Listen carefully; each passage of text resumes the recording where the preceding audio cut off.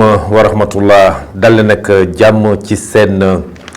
émission en route vers la coupe du monde Qatar 2022 ci numéro bi dinañu waxtaanee taxawaayu yenn équipe bu Afrique yi ci coupe du monde dinañu wax surtout ci équipe bu Cameroun naka la taxawee ci coupe du monde dinañu ñëw tamit ci waxtaan boo xam ne seq nañu ko ak ñaaru joueurs anciens joueurs laay wax yoo xam ne def nañu équipe nationale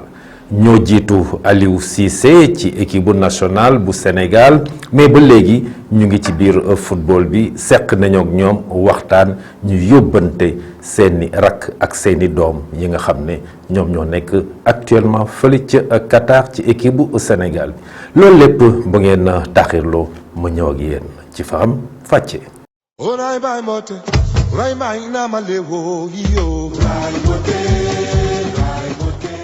jërëjëf démb maa ngi leen doon wax ne dinañu waxtaane taxawaayu Afrique ci coupe du monde yéen a ngi fàttaliku nee naa leen équipe bi nga xam ne moo njëkk a dem coupe du monde c'est l'Égypte beneen équipe ba ca tegu mooy le Maroc moom moo njëkk a marqué poñ ci coupe du monde l'autre équipe c'est la Tunisie moom moo njëkk a jox victoire Afrique mais ñooñu ñëpp ak li ñuy teel a dem ci coupe du monde kenn qualifié wu ci woon ci deuxième tour il va falloir attendre longtemps ba Cameroun ñëw doog ñoo yóbbu ci deuxième tour et mieux ci taxawaayu deuxième tour bu mu indil ñu résultat yoo xam ne en Afrique ba léegi nit ñi ñu ngi koy fàttaliku. voilà justement dañuy yem ci équipe bu Tunisie wax naa leen ne Tunisie moo ñu njëkk a jox victoire ci coupe du monde Tunisie seen ñaar fukk ak juróom benn dem nañu fi mu nekk nii ci coupe du monde bi pour taxawal fa équipe bu Tunisie bi mais aussi pour taxawal fa équipe bu dëkku Afrique Tunisie moo ëpp lu mu dem ci coupe du monde mun nañu jàpp ne ñoom bi yoon mooy nekk seen juróom-benneelu yoon ñuy dem ci coupe du monde wante Tunisie ak li mu dem ci coupe du monde yëpp mosula qualifié au second tour seen objectif ci Qatar 2022 bi sans doute c'est peut-être d'arriver enfin en deuxième tour 6 participations mais chaque fois la Tunisie est éliminée dès le premier tour Tunisie nag mu ngi nekk ci poule bu difficile parce que su ma ne la Tunisie mu ngi partager sa poule avec la France avec Danemark et Australie vous comprendrez aisément que ça va être très difficile mais impossible n'est pas football il faut jouer sa carte jusqu'à la dernière minute l'autre équipe bi nga xam ne dinañ ko waxtaanee te mu def satisfaction à toute l'Afrique c'est le Cameroun. Cameroun, il faut se rappeler que Cameroun a joué 7 finales de Coupe d'Afrique. 7 finales. Remporté la Coupe d'Afrique 5 fois. Kooku dafa marqué son empreinte dans le football africain et surtout dans le football ouest-africain. Et ensuite, Cameroun mooy deuxième dëkk bi nga xam ne ci Afrique noire moo dem ci Coupe du monde à part après le Zaïre bien sûr parce que Zaïre moo njëkk a dem Coupe du monde ci Afrique subsaharienne cette équipe du Cameroun dinañ ci taxaw ndax déjà en 74 bi Zaïre demee Coupe du monde moom moo ciy tegu équipe bi nga xam ne dem na Coupe du monde et c'est en 81 82 ci la njëkk a dem à la Coupe du monde ce Cameroun et ensuite en 1990 mu delluwaat à la Coupe du monde mais cette participation de 90 il faut ñu taxaw ci parce que en 88 il faut se rappeler que Cameroun était déjà champion d'Afrique dafa jël Coupe d'Afrique 2 ans après mu dem à la Coupe du monde ce Cameroun ñu ngi koy fàttaliku dafa gagné woon la Tunisie en phase finale de qualification def exploit bu rëy nag ci Coupe du monde 1990 face à cette grande équipe de l'Argentine yéen a ngi koy fàttaliku Argentine tenant du titre parce que bi Cameroun di dem ci coupe du monde boobu Argentine moo yore raaya ji ba pare en match d'ouverture te comme Argentine lañ koy jouer la tradition de la coupe du monde voudrait que l'équipe bi recevoir jouer en match d'ouverture moom mu tànn Cameroun parce que Cameroun dafa jàppoon ne moo doon l'équipe la plus faible mais l'exploit était là le Cameroun bat l'Argentine dès la première journée cette Argentine de Diego Maradona et on se rappelle ce joli but de François Omonbiik sur un coup de tête donner la victoire au Cameroun dès la première journée le Cameroun ba mu fa jógee dafa daan ci deuxième match-am dafa daan la Roumanie on se rappelle 2-1 doublé encore de Roger Mila et Roger Mila ci Coupe du Monde boobu c'était un des vétérans de la Coupe du Monde il était à 38 ans déjà ci match boobu il marque 2 buts contre la Roumanie mais malheureusement au troisième match le Cameroun dañ ko duma yu métti à la troisième journée ki ko dóor c'était l'Union soviétique l'URSS 4-0 mais malgré tout le Cameroun se qualifie au second tour et joue les huitièmes de finale bi mu demee huitièmes de finale le Cameroun a éliminé cette grande équipe de la Colombie on se rappelle en huitièmes de finale doublé du vieux Roger Mila Roger Mila bi muy dem c'était l'un des vétérans de la Coupe du Monde et plus particulièrement du Cameroun deuxième mi-temps la daan dugg très souvent mais dès sa rentrée il s'est signalé avec un doublé contre la Colombie 2-0 et enfin l'Afrique se qualifie pour les quarts de finale donc équipe bi njëkk a yóbbu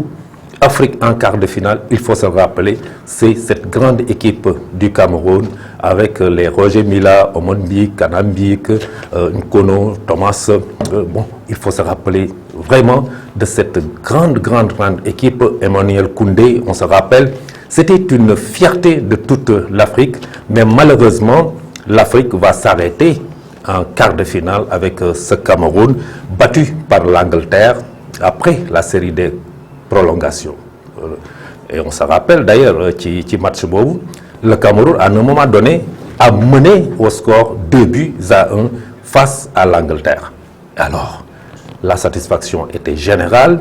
tout le monde a applaudi l'Afrique et voilà c'est le Cameroun qui nous met dans l'immeuble mondial parce que quand vous arrivez en quart de finale au niveau mondial mun nañu wax ne dugg ngeen ci immeuble Coupe du Monde malheureusement le Cameroun a été battu en quart de finale et voilà ce qu'on peut retenir pour le Cameroun maintenant il reste à voir que le Cameroun dans cette Coupe du Monde est dans la poule un peu difficile parce que dafay partager poule bi ak Brésil Serbie et la Suisse son premier match est prévu le jeudi 24 novembre à 10h contre la Suisse et à 19h le Brésil joue contre la Serbie. Voilà pour le Cameroun et on va s'arrêter ici en attendant de revoir ban taxawaay le Cameroun di am ci mondial bi ña nga fa nag on salue mais retenez que l'autre nation qui donne satisfaction à l'Afrique c'est le Sénégal. C'est le Sénégal qui arrive aussi en quart de finale en 2002.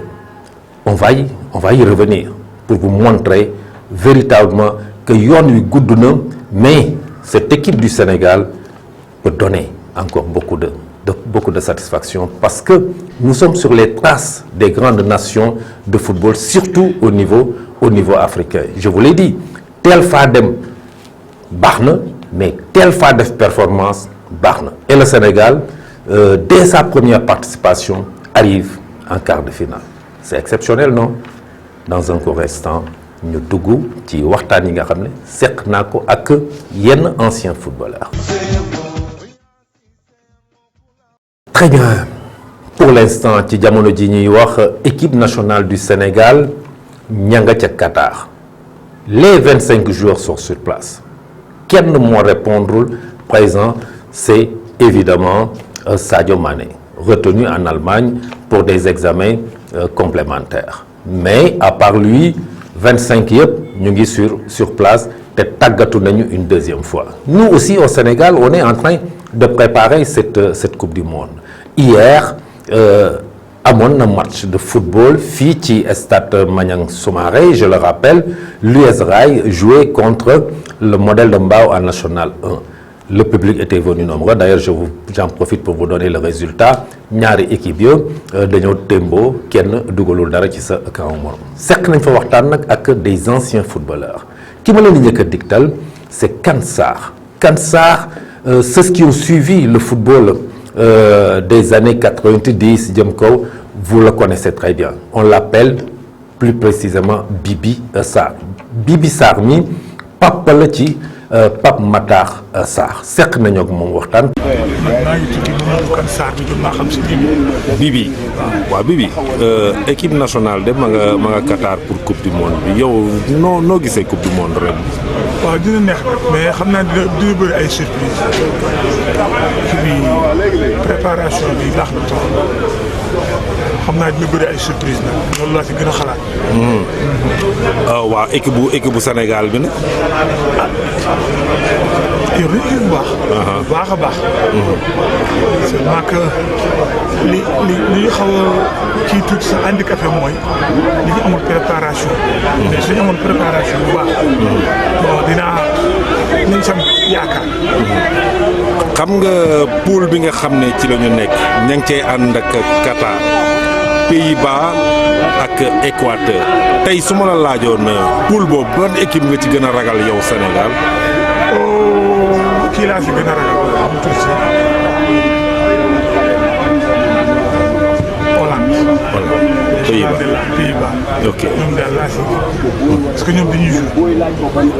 mais nag ñun mën nañu créer surprise c'est-à-dire bu ñu yàkkamti li ñuy def. football moom jarul yàkkamti. nañu taxaw xaar. parce que suñu defee loolu rek nañ ci génn. am ngeen fa benn saareen bi. waaw ñun duñu ñàkk. waaw booy bi loo koy yóbbante Pape Matar Sarr. waaw mu gën a liggéey. gën a costaud. parce que il faut mu liggéey pour être costaud. loolu koy dimbali. da nga jàpp ne daal dafa xaw a tuuti. waaw dafa xaw a tuuti kay daa tuuti. mais tuuti waaye du dara mais il faut mu être costaud. mën ngaa tuuti ba pare am doole. jàppal ne tey jii man mii jàkkaarloo ak yow may Aliou Cissé loo may digal ci coupe du monde bi. li président rek. waaw xaar. dafa jarul yàkkamti de football. jarul yàkkamti. suñu xaaree dañuy am dara. loolu moom maa la wax léegi. jërëjëf. merci. kooku ngeen dégg je le rappelle c'est Kane Sarr plus connu sous le nom de Bibi Sarr papa la ci Pape Matar Sarr moom loolu la wax yóbbante ko joueurs yi yóbbante ko Aliou Cissé mais dégg ngeen ko nee na doomam jooju di Pape Matar Sarr baax na mais dafa manqué doole dafa war a gën a liggéey pour gën a am doole mais heureusement qu'il l'a dit doole du dara ci football loo xam ne mën na la gàllankoor mais dalay yokk keneen ki nga xam ne nag moom la ñuy déglu léegi retenez-le il s'appelle loolu da nga koy effacer tur bee ma xaw waaw maa Ibra très bien keneen ki nga xam ne nag dañ koy déglu vous le connaissez ceux qui ont suivi aussi le football dans le passé Mame Ibra Touré. Mame Ibra Touré fut un très grand footballeur. C'est vrai, très grand footballeur. Il a fait l'équipe nationale, il a même fait une CAN de Coupe d'Afrique des Nations. C'était avec Claude Leroy. Ceux qui avaient l'habitude de suivre ce football dans le passé le connaissent très bien. Kon, il n'est pas dans un terrain inconnu. Seq nañu ak moom waxtaan et il est toujours dans la formation des jeunes footballeurs. Mame Ibra Touré. waaw ñuy jaajëfal ñëpp si jotaay bi di jaajëfal yow Fall si initiative bi ngay jël xëy na partagé ak askanu Sénégal si fi ñu toll nii mooy wàccaayu coupe du monde bi te comme niñ ko xamee rek Sénégal aussi dafa bokk ci équipe qualification yi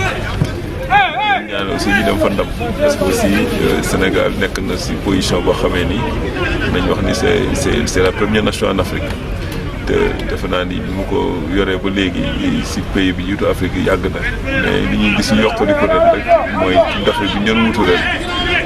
ça fait des années yàlla defal ba ñu am si ndam léegi nag yooyu la ñu yóbbaale nag si coupe du monde boobu nga xam ne xale yi jëm li si am solo rek mooy Aline wax na ko technicien bi nga xam ne xëy na moom moo am la charge kay de conduire l'équipe am si taxawaay ak gis-gis déjà ñu gën a waaj fan yii yëpp moo doon la publication des joueurs sélectionnés même si jour bi aussi saa yoo nañu am na surprise amul surprise mais ñun ñi nga xam ne peut-être si football bi dañuy yàgg yëngatu xam nañ ni presque ossature de base am ni ba léegi da ko maintenir peut-être c'est benn élément rek aussi mooy commentaire bi mooy le cas de Saliou Ciss nga xam ne pas du dispositif d'Aliou Cissé mais malheureusement aussi je pense que aussi football am loo xam ne da koy nangu parce que aujourd'hui aussi pour qu'il soit sélectionnable déjà il faut que mu nekk si club bu nekk si club bu ndey il faut que mu nekk si club qu'il soit aussi compétitif xam ne aussi xëy na bu ñu nee ba am soxla ko du mën a du lay xaar c'est une compétition boo xam ne déjà ak la pour nga xam ne Ndiaye moo koy laaj léegi laata ñi nga xam ne ñu ko seqal je pense que on ne parle pas favori nag il faut le dire quand même le Sénégal ne parle pas favori mais quand même on peut avoir ce challenge de ne pas être favori et que véritablement on peut jouer les cartes à fond. Je pense que pour boobu moom c'est une poule qui est jouable pour nous te incha allah je pense que ni premier match yi ne mën nañu permettre avec Hollande bi ñu génnee si ñoom ñu mën a xam exactement yan objectif la ñuy amaat par la suite mais ce qui est sûr que c'est une poule boo xam ne c'est très jouable pour le Sénégal parce que mën nañ si génn sax ba mën a dem huitième de finale mais on sait que ça ne sera pas facile avec déjà les cas des blessés yi ñu am comme le cas de Sadio Mané ak ñeneen ñi nga xam ne xëy na peut-être am na blessé yi ñuy sooxaale donc yëpp mën na si dolleeku véritablement mais je pense que rek aussi équipe du benn nit du ñaari nit c'est le groupe Aliou la privilège son collectif et je pense que ce qui fera la différence sur le Sénégal moom mooy équipe bi ba pare mais nag si biir équipe bi nag la ay benn bi si biir mooy individualité yi mais groupe bi moo leen di porté ba pare si biir groupe bi nag seen individualité yi mën a feeñ au service de l'équipe nationale en tout cas daal on va les souhaiter bonne chance ñaan yàlla donc pour cette coupe du monde là véritablement liñ si ñaan yëpp wala liñ si soxla yëpp yàlla dafa ñu si lool suñu jot objectif bi rek mooy faire une bonne prestation yi nag mën nañ sax dem premier tour de prestation yi baax ñu door mais l'essentiel que daal buñ ciy génn rek ñu xam ne daal le Sénégal s'est donné à fond et que résultat yi ñun escompté xëy na am nañ ko amuñu ko mais de toute façon daal faut daal que ñu am une bonne prestation et que au bout du compte le peuple sénégalais soit satisfait véritablement ñi nga xam ne demoon nañ défendre leen les couleurs du Sénégal que par la suite aussi bisimilah ñu xam ne noonu la demee daal. Mame Ibra Touré je vous donne l'occasion je sais que fi mu nekk nii am na ñu lay xool dafay perdu de vue ancien footballeur international je donne l'occasion de saluer tes nombreux fans qui t'écoutent aujourd'hui. Bon dañ koy wax rek xam nga football aussi dama wax rek benn moment la woon c'est vrai que nekkoon nañ si on a été international on a joué la CAN 2000 avec les petits Chili comme technicien avec aussi comme ay adjoint yi Ablaye Sarr c'est vrai que li nga wax nii rek benn moment aussi les gens m'ont perdu de vue c'est vrai que aussi dama ne woon man dans ma vision bi ma amoon football mooy bon dañ doon aspirer à des professionnels mais yàlla dogalu ko parce que si biir suñu biir carrière dama benn ma am blessure nga xam ne ça m'a un peu suivi xëy na sax loolu sax moo gën a anticiper un peu mon arrêt au football mais ça ne m'a pas empêché après de faire autre chose déjà jàngoon nañu donc ça nous a permis quand même d'aller dans la vocation en APS après on est devenu professeur c'est que nag benn moment bi ñuy génn nag c'est on était très loin on a servi très loin donc au fond du foot ce qui a fait que ni benn moment nag gars yi dañu soxal ofoon xamu nañu woon sax si li ñu nekk mais alhamdulilah rabbil alamin on a duré là-bas on a fait là-bas presque 14 à 15 années maintenant depuis 2 ans maintenant on est de retour à Thiès. Merci. On est aussi le départemental des espoirs avec le chef de service des espoirs mooy Mame Moussa Cissé on travaille avec lui avec les collaborateurs les Modou Baye ak on est là daal on est là sant yàlla bu baax daal di remercier ñëpp aussi nga xam ne xëy na ñu ngi dégg di ñu laajtee fi ñu nekkul ñu xam ne daal Mame Ibra moom mi ngi Thiès quoi on est ici aussi dans l'encadrement des jeunes dans le centre de l'encadrement des jeunes quand même à faire des talents des futurs Sadio Mané pour tamit gérer la relève du foot local incha allah. Merci beaucoup. Merci bien Mame Ibra Touré moom lañ doon déglu léegi moom moomay tëjal sama émission tey donc retenez que le Sénégal joue son premier match contre les Pays-Bas dégg ngeen sama invité yi ma waxtaanal ni ñu ko waxee ce premier match est très important on doit jouer contre qui? Les Pays-Bas la Hollande nag Pays-Bas ku ko dégg xam ne ça fait partie des grandes nations de football et en plus d'être une grande nation de football ils sont coachés par un entraîneur emblématique donc dafa am solo mais comme j'ai dit à quelques-uns si Van Gaal est un très grand entraîneur nous avons dans l'équipe nationale du Sénégal le meilleur entraîneur africain, c'est Aliou Cissé. C'est pas moi qui le dis, ce sont les résultats qui le disent et ce sont les connaisseurs qui l'ont élu meilleur entraîneur africain. Je vous donne rendez-vous pour une prochaine émission en route vers le Mondial 2022.